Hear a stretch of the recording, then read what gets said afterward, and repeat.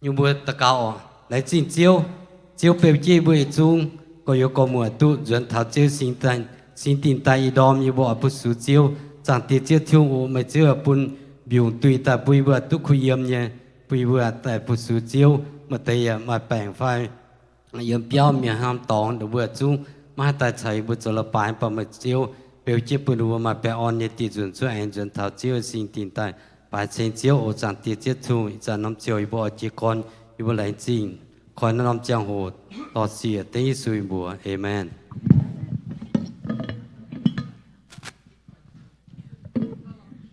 Good morning, Bang On Dom. Thì Dom mai thấy biểu, mai thấy giáo, giờ choáng nhé. Không bà giáo thơ biểu, nghe bùa mà hiếu nắm trên hông bùa biểu thảo. Chiêu nhé xin tình ta, bảo dung thanh bùi xin hông, thai bùi xin hông. In hỏi, y bùa mai, y bùa cao nhé bế, san thảo nài. Y bùa hãy đổ nó. Không bàว่าแรงสิ่งที่หงเองว่าไม่เช่นทิฟฟานี่ถึงที่นี่ว่าปอเช่นต่อตัวอีปุ่นยี่ลีดตัวอีปุ่นยี่เป้มีเนี่ยเองไม่นั่นยี่จังตอนว่าถึงว่าบิลลี่นินนะยืดอ่อนเยอะนินทำส่วนเนี่ยปนินว่าหมอหวานเนี่ยน้อมหกจะเองถึงที่ว่าต่อจุงแรงสิ่งว่าแรงสิ่งที่หงnó chờ số mua thằng chị mua số chị xin thằng chị mua và dùng ở hai số thế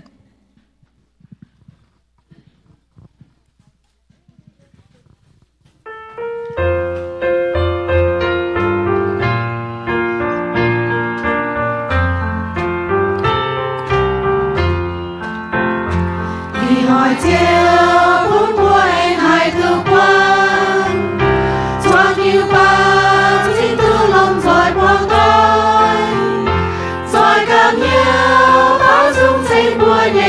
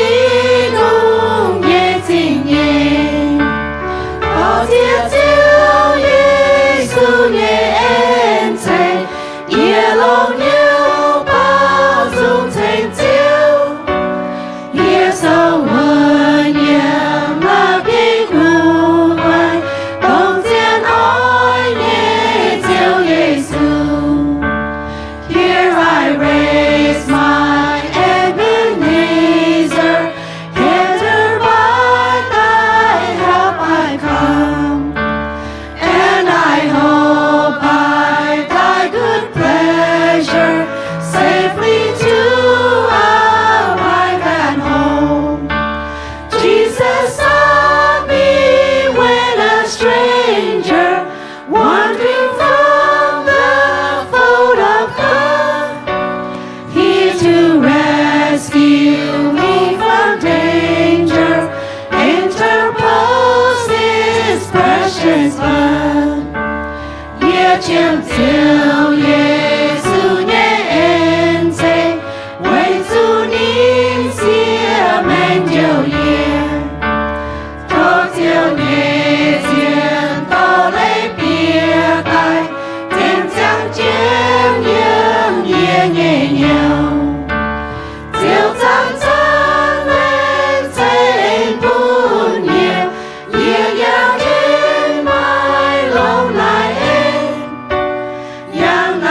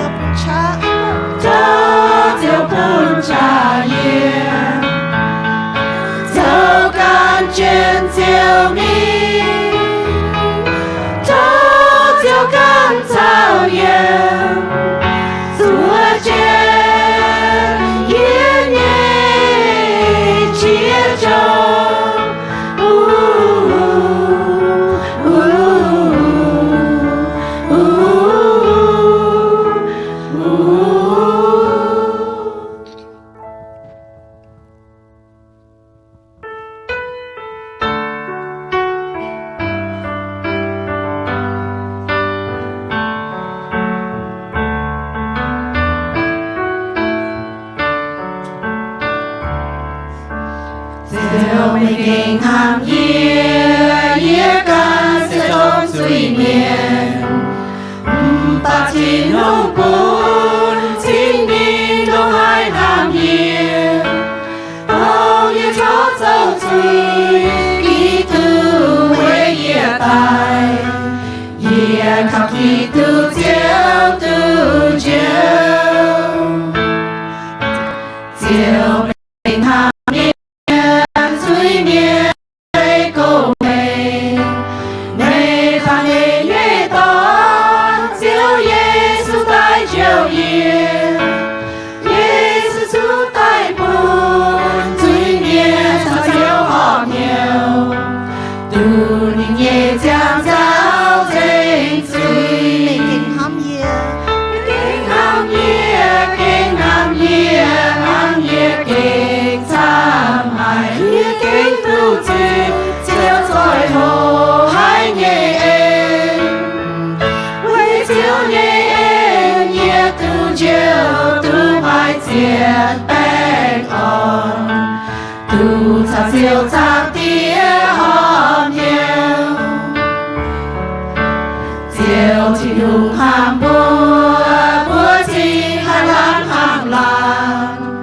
chiến hàng yên nhẹ nhàng xây cùng yên chín hùng tài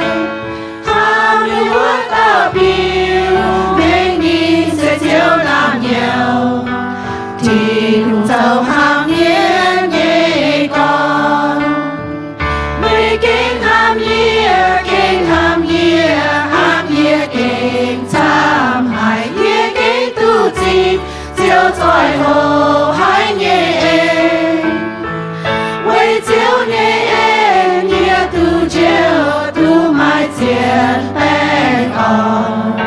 tu cha chiếu trang tía hòn nhiều chiếu kinh ham ye chiếu kinh ham tham hải ye kinh tu trì chiếu soi hồ hai nhẹ em với chiếu nhẹ em ye tu chiếu tu mai chiến bèn on tu cha chiếu trang tía hòn nhiều kinh hâm ye chiếu kinh ham ye chiếu kinh ham tham hải ye kinh tu trì chiếu soi hồ hai nhẹ em với chiếu nhẹ em ye tu chiếu tu mai chiến bèn on tu cha chiếu trang tía hòn nhiều sẽ còn bùa tu sao chiếu kỳ tu choang men chàng lô nhẹ chia bên xiang dây tai amen bu chuối tự ở ít dần phụng họ tế chất tự ở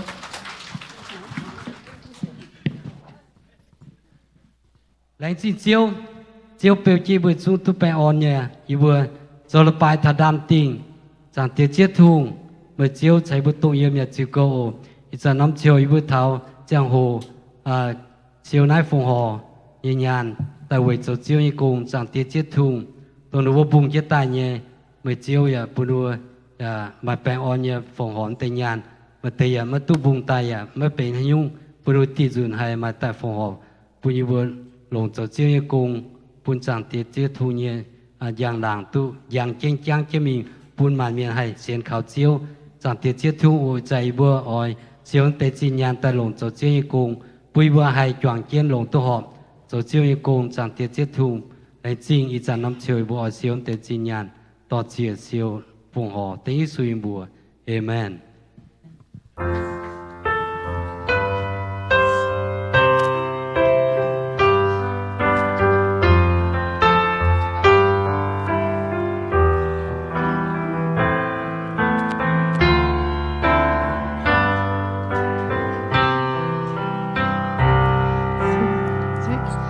谢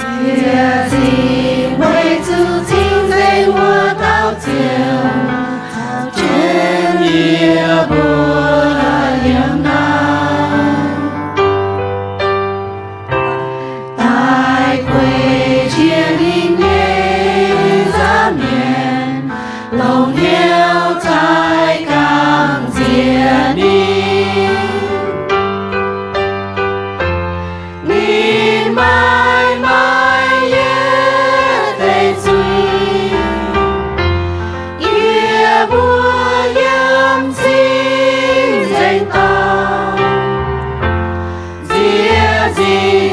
为主亲近我到酒，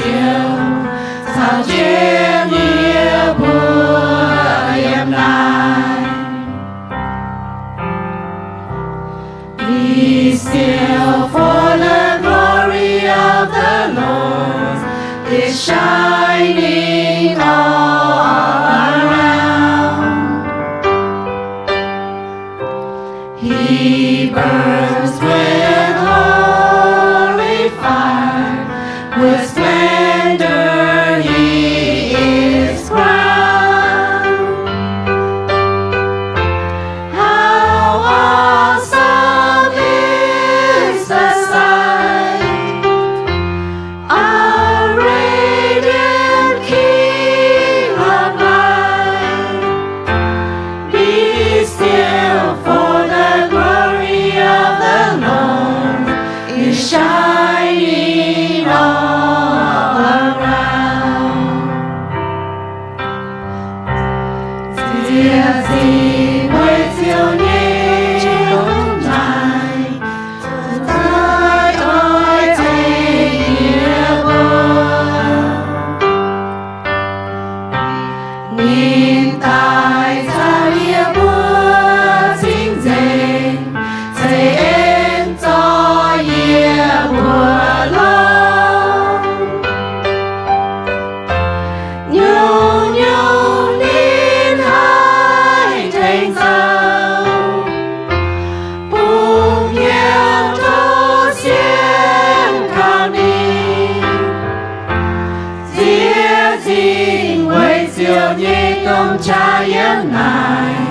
chuột tai ôi trên ye buồn. Thì bữa anh chỉ xin bà cái highlight dừng ở xe con hắm.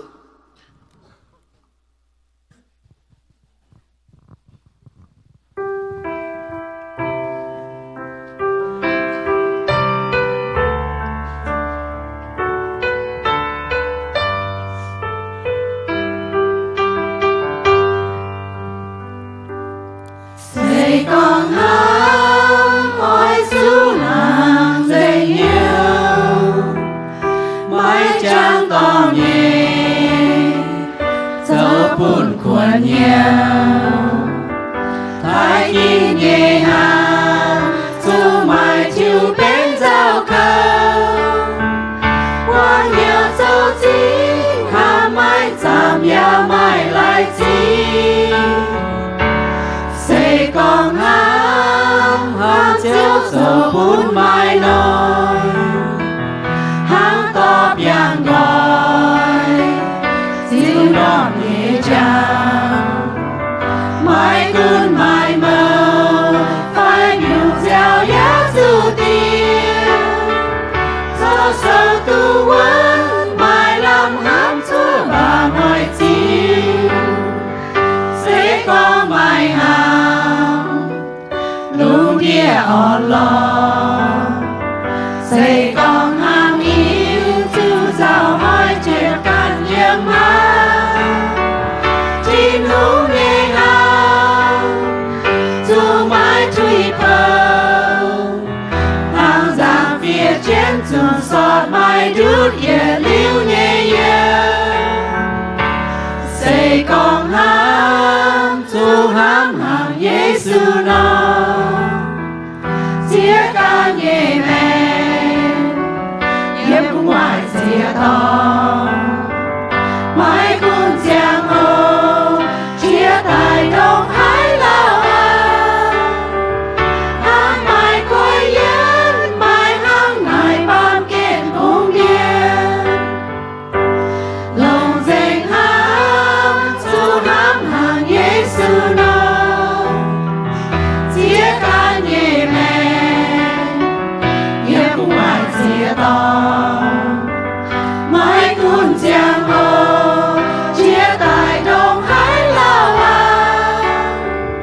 hang mai coi yên mai hang ngài ban kết vùng điên. Lòng danh hám dù hám hàng Giêsu nó chia ca nhẹ mềm yếm cũng ngoài chia to.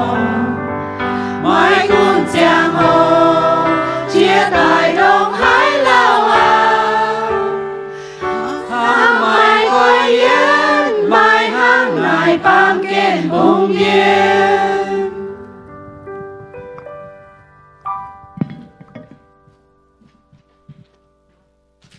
Rồi từ ít tháng bữa diễn diễn nghe bên bún hiếu mong kinh sâu.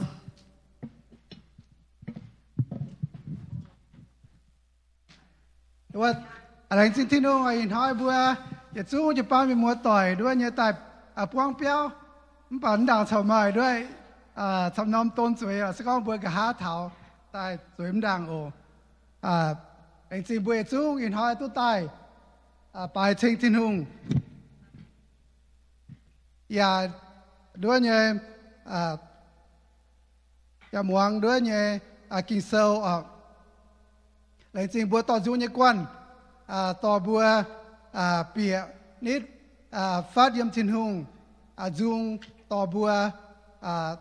เปล่าเชงทินหงปุ่นบัวให้นิดฟาดทินหงเร็วทินหงวางบัวเชงนินทายนินเขาบัวตกกินเซลยี่จังโหแต่ด้วยบัวให้เจียวเนี่ยว่าห้างนออินหอยเนี่ยกินเซลใส่ก้องเท้าเสียงลิงส่งบัวด้วยเนี่ยลำเท้าเจียวสูไต่อันพันนางเนี่ยจังโหหน้ามาอีปูนำเลยปลายทั้งทั้งนอบัวมังเท้าเสียงเตี้ยวเกี่ยวปูนเสียงติวลิงติวเสียงลิงปูนเนี่ยด้วยยาวเต้าบัวเดี๋ยวว่าเจ้าสุนินเท่ากะหาลายเนี่ยเชียงหัวนินทุดจุมิงเท่าเสียบจางจ้ายานินอจวนทินตองจางตีว่าเร็วเดี๋ยวว่าเนี่ยนินหยานกะหาลายว่าตนหางนินด้วยเนี่ยหยานเจ้าเชียงหัวเยี่ยมนายเยี่ยเชียงหัวนินเจียซินใต้เจาะด้วยเนี่ยลุยใจกว่างมินซ้อติวสิเจ้าใส่เจนิสินเหลียวซ้ออวมโตปูนตาเทงเนี่ยยาวเต้าบัวจาวเนี่ยปูจาวเนี่ยบัวเนี่ยจาวเยี่ยมด้วยเนี่ยโยฮันแต่ฟาร์มจางแต่เยี่ยมด้วยเนี่ยกินเซลก้องบัวอันนี้ทำเยี่ยมปามเกณฑ์เสียนินวัดเตเมียนยาปูนนินบัวฮิตุนินทำตะเท้าเต้าเท้ามวยเจ้าป่าในบุญเนี่ยเจ้าหลิวเจียวนินปูนยุติก็ให้เต้าอ่อยด้วยเนี่ยใหม่นินในบัวใส่กอบัวไฟยาวเต้าบัวอย่าสู้นายกาตรงฮัลลันเยี่ยมนายกันอยู่ว่าเนี่ยจังโหเจียวนินซ้อนอมยัวแต่ปูนยูดาเนี่ยหลิวนินบัวยูดามาเอาเจ้าให้ยูนากุนเสียบเนี่ยเจ้ายูดาเนี่ยหลิวยัวนินอย่าชวดเมียนินอย่าเลยกอยด้วยเนี่ยเจ้าสู่ชาวอุเตด้วย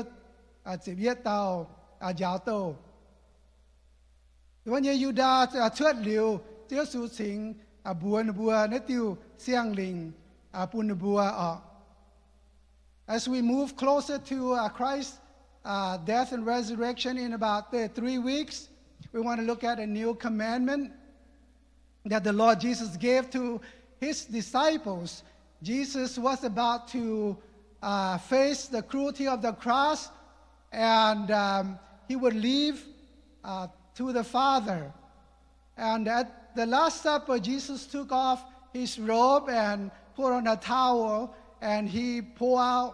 water into a basin and washed the disciples' feet. John 13:1, verse 1b, the second half says, having loved His own who were in the world, He loved them to the end. And after washing their feet, Jesus revealed who that someone among them would betray Him. Some of the disciples questioned who it is. So during the supper, sometime during the supper, Jesus took a bread and gave to Judas, and Jesus told him to hurry to do what you are going to do. After that, Judas left into the night, and we know that he went and brought the priests and soldiers into the Garden of Gethsemane and arrested Jesus. After Judas has left them, Jesus gave them a new commandment. So let us pray and then we'll read the scripture together. Okay, what the cow đảng what the yem kinh sâu.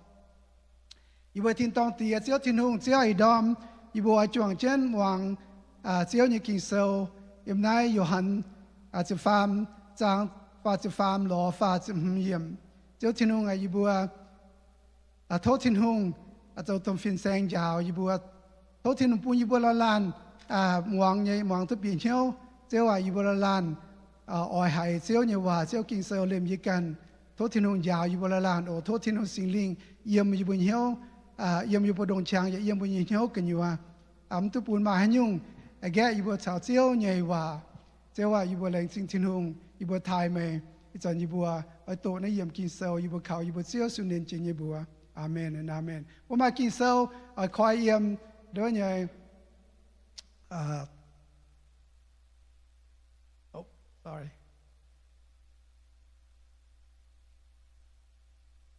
Johann the farm sang but farm phát yem. John 13:35 to 33:35. I'm going to read in Mian. Ye for joy ye ang chao me bua yem te hang me bua lo yem pan hang ye bua chia me bua chia what te ho chao ho ye yu thai mian no i chan ye ang kong bua me bua ye ming ye tong me bua ma hai ming i chan ye pun tiu siang ling me bua lan oi chu ham lan yen hang hai non ham me bua oi chu hang wo no lan ham lan se ko me bua lan ham lan chuang mien chiao hi tu me bua chao ye nhai sai ko ye oi long sai có đó chiều hòa thiếu bên đôi như giáo tàu với tu sai có đó chiều hòa sai bùa cao chăm lồng yếm tông bùa lô bùa giảng như cháu hăng này nó. The Lord told the disciples that his departure is imminent, and he tells them, in my opinion, it's one of the most important instructions why he was away from them in the form of a commandment.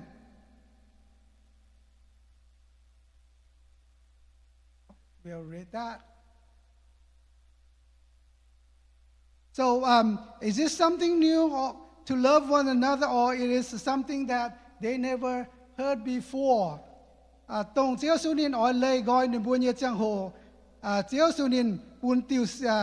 lình nên bùa chiếu yếp biển hiếu nào nó tiêu lình sẽ bên lồng chiến hay nhé bún thảo nên nhé giáo tàu bùa su nín mấy thảo nên bùa yếm chạy nhé nên bùa tu hải chia con lan ở su thăm lan bùa su yếm lô kỳ sâu ya bùa con ở su mấy tung nịp viên mấy tung đuôi cháu viên bùa su thăm mấy bùa nhé cái hên miền thăm mấy bùa can nó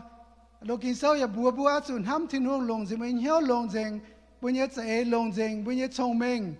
thăm thiên hương Chúa Giêsu ya bùa yếm Matthew Luca ya Marco ya bùa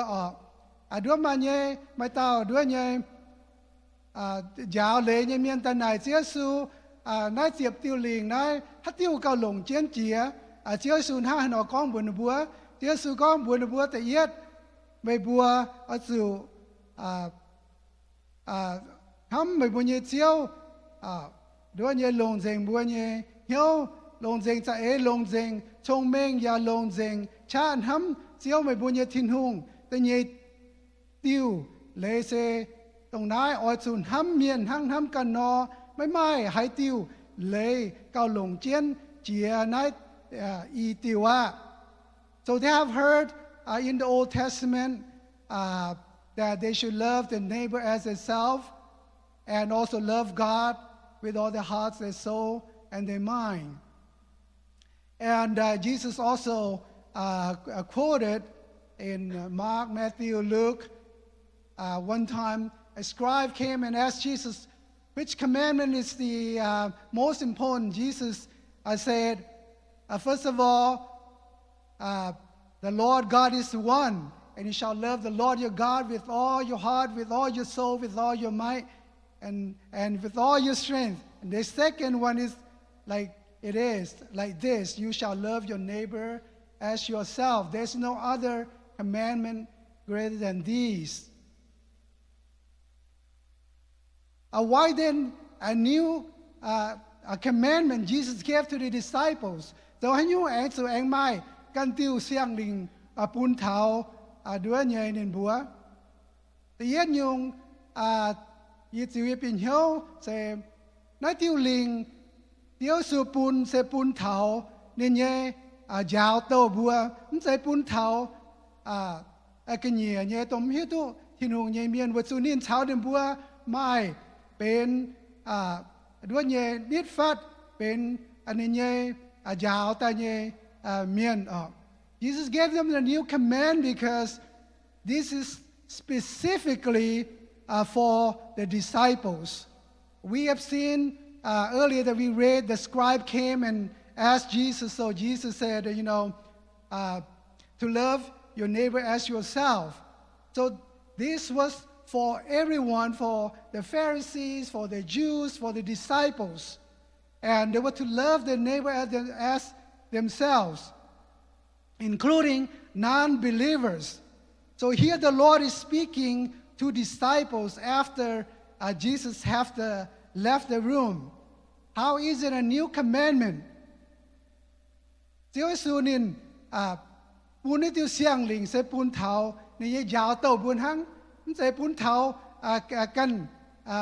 lan thế nhé bữa thăm miền hăng thăm căn nọ bữa tiêu linh sẽ buôn thảo lan bà tรงcái tiêu xiang linh sẽ buôn thảo chiếu nhé đứa nhé giáo tàu buôn thảo nên bữa chiếu hăng nọ thăm nên bữa how does Jesus love his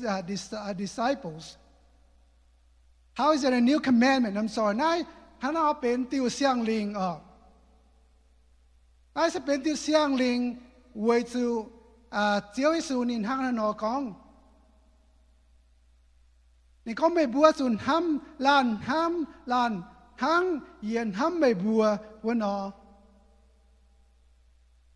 So this is a new commandment because he said to his disciples, love one another as I have loved you. How has he loved them? How has Jesus loved his disciples? First of all, John 13:1 that we read earlier, he loved them until the end. Chúa Giêsu hăng hay nó hâm nên bùa trong bữa tu bùa ye tu con chỉ tai Chúa Giêsu hâm nên bùa thảo tao thảo muối ye trong tai. Secondly, he loved them and he cleansed them physically, but in the image, spiritually speaking, he has cleansed them and washed away their sin, and he has forgiven them. The nhị tiêu Chúa Giêsu thăm nên bùa sẽ về chủ nên giáo nên bùa giáo buôn thiên có Chúa Giêsu nên chúng quảng nên bùa nhị chuối nên chúng giáo dình nên bùa nhị chuối với nhung nên hăng nên nọ thăm nên bùa phàm tai. Third thing, he loved them because they were given to him by the Father. The phàm tiêu nên hăm nên bùa sẽ về chủ Chúa Giêsu đôi như chàng tía pun nên nhé giáo tàu trên chàng tía pun nhé giáo tàu pun nín với nhung. The Father has given the disciple to Jesus. Fourth, they were under his care and protection, and none of them were lost. Chúa Giêsu tông chàng tía tu pun nín nhé vất tế đến mai tàu tiếng lai vất su nín xíu cầu trên nền bùa nín đồng này hăm nền bùa tan bùa này hăm nền nhà tá cáo về nền bùa tùm pun đua nhà hoang hai tai đua nhà hỏi chuyện nền bùa hăm nền nọ. He loved them and he prayed for them so that they would they would be kept away from the evil one. And the sixth thing, he loved them willingly and died for them, although they all abandoned him when the soldiers came to arrest Jesus. Đôi như nín ham nín bùa nín sung xia nín nhẹ mèng về nín bùa He loved them.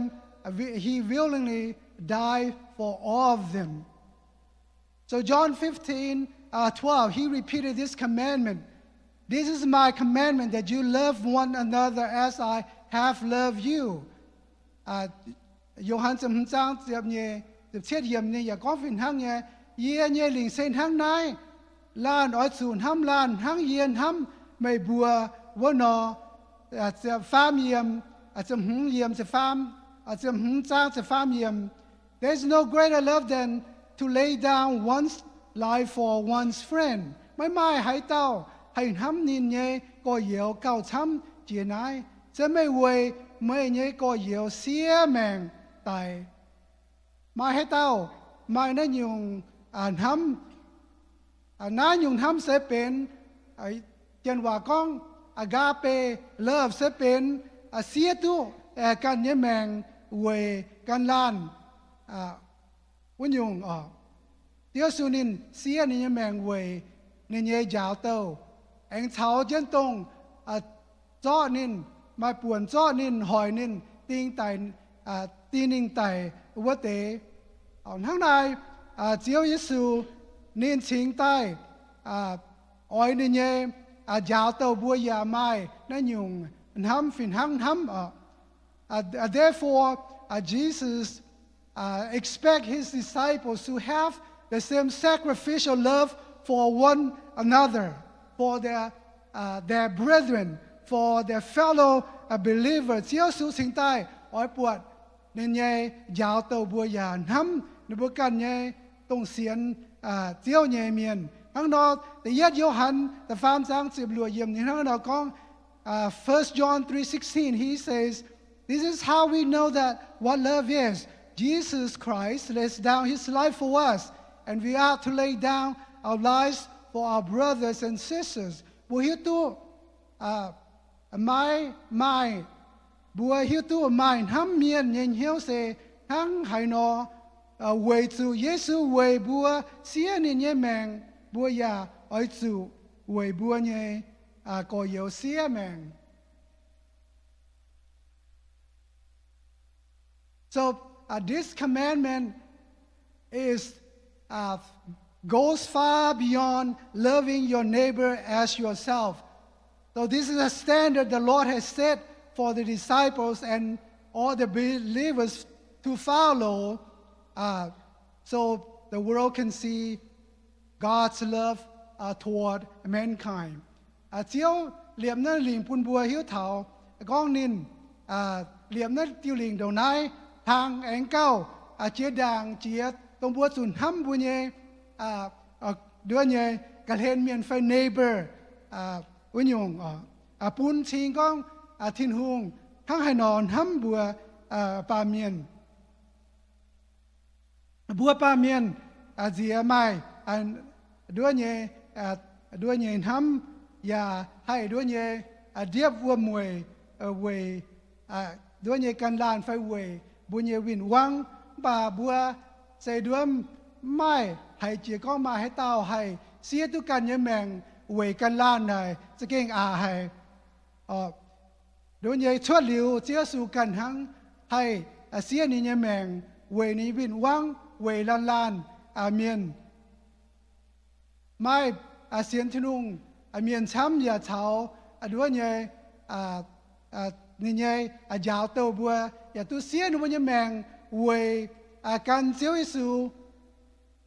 bùa cha nhé chẳng hồ bùa yếm hay chỉ con bùa mai hay lan hay xiên tu bùa can nhé mèng về bùa nhé coi yếm phải bùa can lan miền đã bùa hay chỉ bùa ya cháu mấy tu bà chiếu Giêsu Kitô nên bùa nên nhé giáo tàu bùa ya bùa ya trung xiên thì nó nhé miền ở chỗ cháu thằng này nó yên hâm tai bùa liềm dây can yên hâm tai bùa mai cháu tôi thảo này hâm liu ya giang ta ya chỗ mẹ đỏ yếm đồng đứa nhé chiếu nhé con ta nhé bùa ya đứa nhé buộc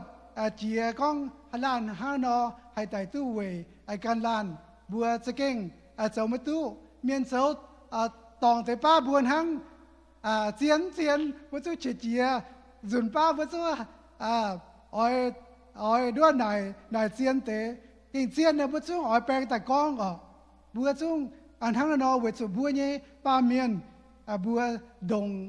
nai màu đồng nai đua nhé cháu mới tu bà bùa cháu mới tu nhung bùa chúng con đây kinh sâu với chú tổ sao chém chạy hăng nó bùa cháu mới tu bà bùa chú hiếu tu chiếu như hòa chiếu như kinh sâu như thì hăng nó bùa nhé sorry, I just went on and forgot to speak English. Sorry about that. So, anyway, I just go on in Mian and then I'll summarize. Bữa chống tu, bà bữa chủ hộ, bữa chủ hiếu tu, chiếu như hòa, nên hăng nó bữa nhé bữa ya họ chủ hộ châu nhé. Dễ buông hay đứa quảng bữa như mèng bún cân lan bà dễ bùa hộ hiếu tu dấu nhung ba phải phiêu nhé bún cân lan bọt con bùa mai tiền hâm bún bùa phải con hòa to đứa nhé hòa tại con lồng bún nên bùa nhé thỉnh tu tế ba nên bùa nhé phải đứa ta cao bùa nên bùa phải đứa nhé quảng nên bùa nhé chuối hát chân bùa đứa nhé thô chuối với nhung bây giờ chú đứa nhé phải phim nhé tuồng đứa nhé bà cháu tòng can lan cháu bún can lan muốn hát chân bữa cháu chú can lan muốn bây giờ chú nhún tu con bữa cháu tòng miền bây giờ chú đứa nhé mình thô chú ý với nhung chú con buồn hăng lên nó cháu bữa cháu lông nhé cháu bún buồm mai chẳng hay mình đua nhé cháu tòng miền hang đó bùa sinh ta cháu hộ cháu yếm nai dùn ba bùa ya đua nhé hộ mà hiếu hâmกันlan buông chủ miền đua nhé buông chủ困难nhé chiang hộ liếm tan bùa này hang sẽ con bùa buông chủ Hải Lan lấy cô thiên hùng với cháu tòng bùa ya chủ mà hiếu hâm thảoเขาเรียนถาวกองบัวทั้งไอ้นอให้ถึงว่าแต่ก้อยเหี้ยวบนบัวให้เจ้าจู่เยี่ยมชินุงอันนี้จะเฮียนวันยุงso no one can lay down their life for another person none of us can do that if we can't do that then why do we need to read the Word of God we should read the Word of God because it is the Word of God that can help us to understand how shortened we have come as far as the love of God is that God has shown for us.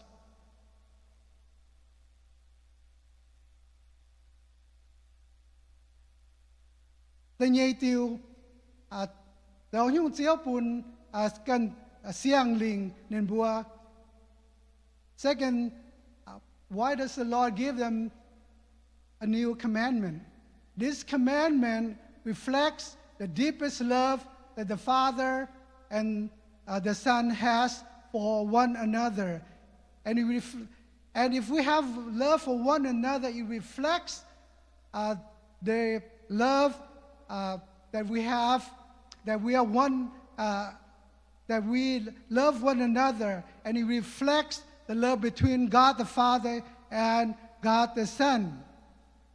John 15:9-10 says, as my Father loved me, I also love you. Abide in my love. If you keep my commandments, you will abide in my love, just as I have kept my Father's commandment and abide in his love.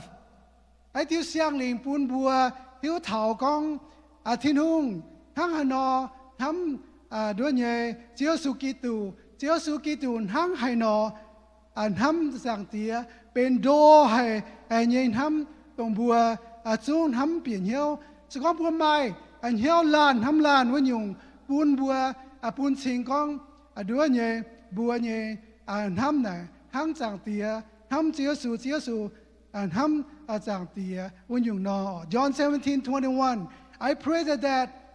they will all be one just as you and I are one as you are in me Father and I am in you and they may be in us so that the world will believe you sent meทั้งนายนินบัวเหยียดจุ้งให้ตรงติ่งเหี้ยวกับจุนเป็นเหยียดล้านอาแต่ทั้งแต่เยี่ยมเยียน้อยแองเยียอย่าเยี่ยมแต่ทั้งนายนินบัวยาให้เป็นเหยียดล้านเยี่ยมบัวแองทั้งนายปาเมียนให้เสียนตู้แต่พายเหยียดตายบุปผาเท้าบุปผาเท้าอาจารย์เตียเท้าเจียสูดงหายเย่เป็นทั้งเหยียดลานวันอยู่นอหรือว่าเหยียดลานทำลานทำเจียตรงไม้เต้าให้เปลี่ยนเหี้ยวตู้บัวปวดจีนยังไฟแต่ชาวตอนไปมาชาวเสียดงนายทำด้วยเย่จ่าวันอยู่บัวปวดจีนยังไฟออกทั้งนายสก้องบัวลานทำลานวันอยู่พูนชิงก้องด้วยเย่บัวชาวจางเตียชาวเจียสูอย่าเป็นเหยียดกวนเป็นเหยียดล้านด้วยเย่บัวเมียนฟานแต่ก้องเนาะบัวด้วยเย่จวงแมงเจียงชาวเจียวจวงแมงเจียงวันอยู่ไปเหยียดเจียมนินเฟียตายนินฟานแต่ก้องด้วยเย่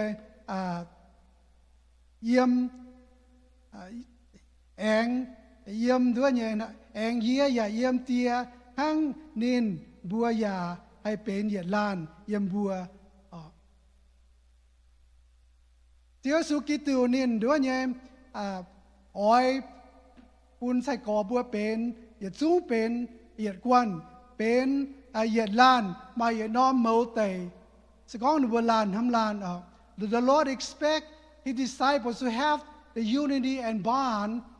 because his time with them is so little and he's going to depart. And what will happen to them? Jesus forewarned them that they will be hated by the world because they are his disciples and they belong to him. เจ้าสอยปุ่นบัวล้านทำล้านเป็นเหยียดกวนเวจูปามเกนไม่ทำหนึ่งบัวปามเกนเหี่ยวหนึ่งบัวเวจูนบัวเหี่ยวนบัวจองเจ้าสุดังสก็ปามเกนตรงทำเหี่ยวตู้ที่โนเยเมียนหอยนบัวเยจังโหนบัวมิงขาวฮัลานนบัวมิงขาวกินเยียนยังไฟไปนบัวล้านนั่นสู่ขาวล้าน When they are persecuted and hated, who do they turn to? Do they turn to other people or do they turn to each other for help? And that's what exactly happened to Peter and John in the beginning. They were taken, they were beaten, they were threatened not to preach the name of Jesus. And they imprisoned Peter, and King Herod was about to execute him, but the believers prayed, the angels of the Lord went and released him from the prison. This is an example of how they love one another. ผู้ป่วยเท้าด้วยไงหุ่นเตียจ้อปีเตอร์มิงตอมีอวนเจนจ้อล่ำตายป่าในบัวตาเกาเวนินทินชายตัวปูนินเชื่อตายได้ปุ่นชิงก้องในบัวเซลานทำลานในบัวลานนัสู่ข่าวลานทั้งน้องอินหอยบัวลานทำลานเก่าเป็นเหยียดกวนเป็นเหยียดลานเยี่ยมเชี่ยวสู่กีตูไฟมกุลบุเยี่ยมให้น้อมจุปังเหยียดใจบัวเป็นเหยียดลานก็ไม่แต่จอมยั่วไงเจ้าเชิดปุ่นบัวมตูงด้วยเนี่ยถิวกันมีล้อที่น้อมจุปังบัวสู่ด้วยเนี่ยเยี่ยมหลงปุ่นชิงก้องบัวเป็นเหยียดกวนเป็นเหยียดลานสก้องบัว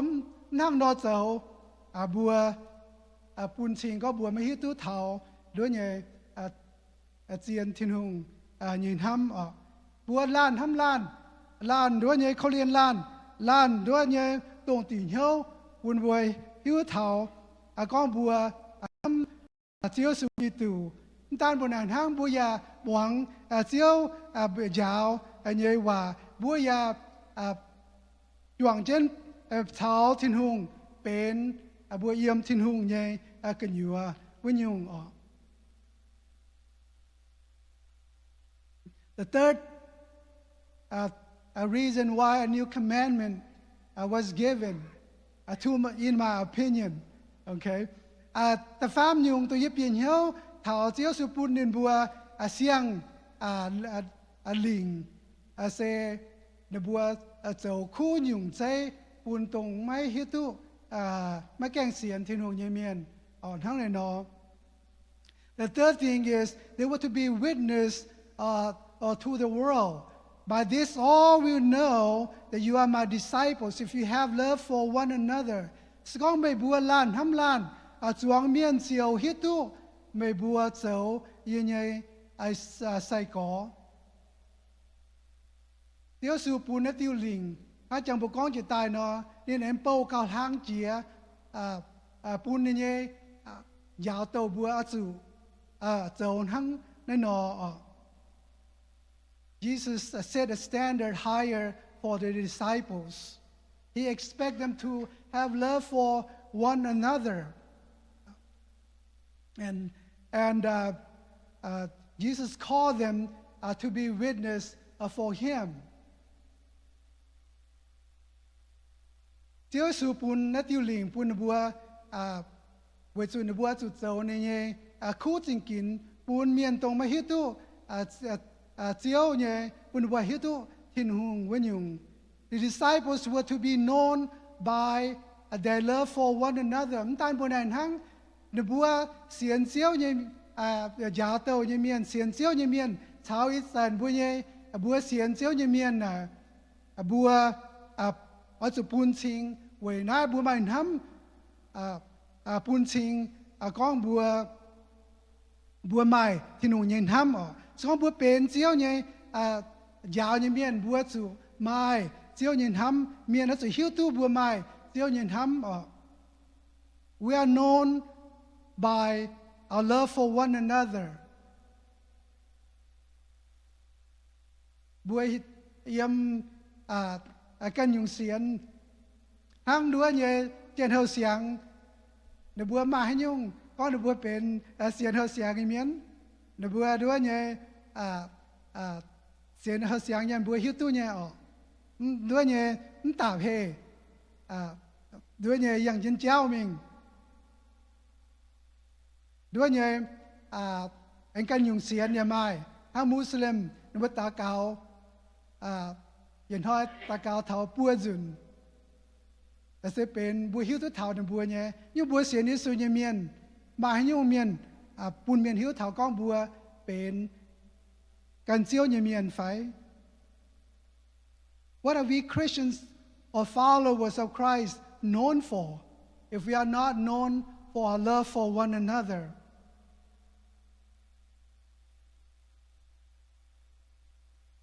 Con bướm mai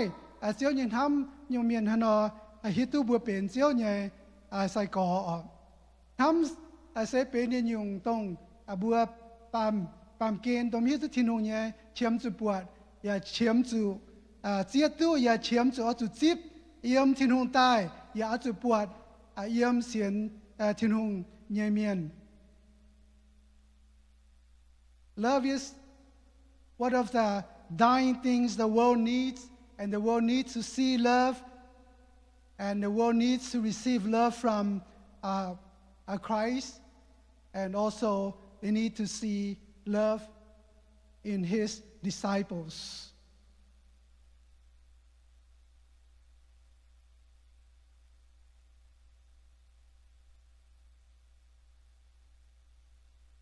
Love is one thing that identifies that they belong to Jesus. And Ham say Pun Ching Kong bùa bền chiếu nhẹ đuôi nhẹ giáo tàu bùa bùa nên phải chiếu su nên bùa cái nhiều miền con về bùa sự lan ham lan như phải. We notice that Jesus tell the world to love one another. No, because the world does not know God. The world does not know Jesus. Yes, they know love, like husband and wife, families, but not the agape love, the sacrificial love. Only those that have received Jesus Christ and experienced the love of God can understand love and have love. Cũng với nhé,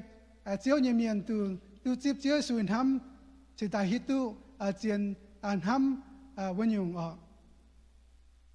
Hebrews 13:1 Keep on loving one another as brothers and sisters. Vì bố ai chủ chân hăng mùa tỏi nó lan hâm lan. Vì bố chân ở chủ hâm mùa tỏi nó lan hâm lan.